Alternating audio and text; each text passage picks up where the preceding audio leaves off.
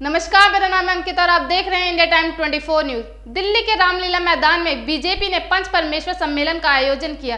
BJP के राष्ट्रीय अध्यक्ष समेत कई सीनियर लीडर और भारी तादाद में पार्टी के वर्कर मौजूद थे, जिसको लेकर तमाम बीजेपी कार्यकर्ताओं और नेताओं की तरफ से जोरों शोरों से तैयारी की गई।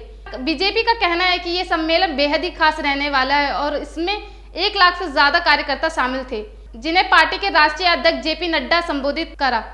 उनके राष्ट्रीय अध्यक्ष बनने के बाद पहली बार उन्होंने बड़ी संख्या में कार्यकर्ताओं को संबोधित किया। पंच परमेश्वर सम्मेलन के लिए बीजेपी जोरों शोरों से प्रचार प्रसार भी कर रही थी।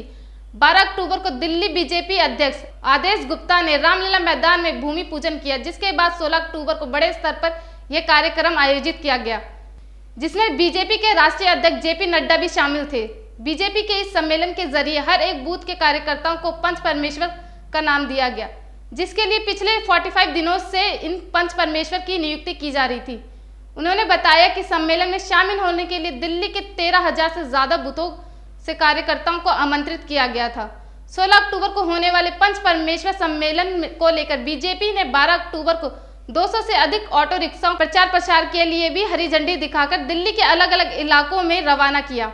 लेंगे एक छोटा सा ब्रेक। भगत चंद्रा हॉस्पिटल विश्व की सभी आधुनिक और बुनियादी सुविधाओं से परिपूर्ण एक world class multi speciality hospital, Mahavir enclave Palam Dabri road पर स्थित साउथ वेस्ट दिल्ली का एकमात्र मल्टी स्पेशलिटी हॉस्पिटल, जहां 24 घंटे आपकी सेवा में उपलब्ध हैं वेल क्वालिफाइड डॉक्टर्स और हेल्पिंग स्टाफ। डॉक्टर CM भगत द्वारा स्थापित भगत चंद्रा हॉस्पिटल आपकी सेहत का ख्याल रखना ही इसकी प्राथमिकता है, वो भी अफोर्डेबल रेट्स में।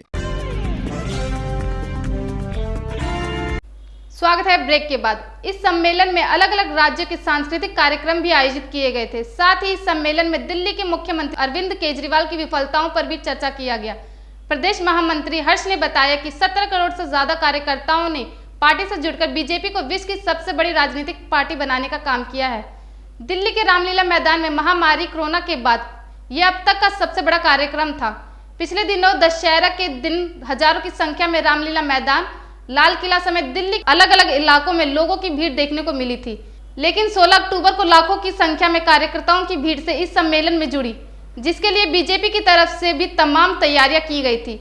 नेता रामवीर सिंह ने बताया कि दिल्ली के रामलीला मैदान में 2000 से ज्यादा बसों की व्यवस्था की गई, जिससे कि कार्यकर्ताओं को किसी तरह की समस्या न उठानी पड़ी। पंच परमेश्वर सम्मेलन की वजह से ट्रैफिक पुलिस ने सुबह 9 बजे आसपास की सड़कों से निकलने से बचने की सलाह दी।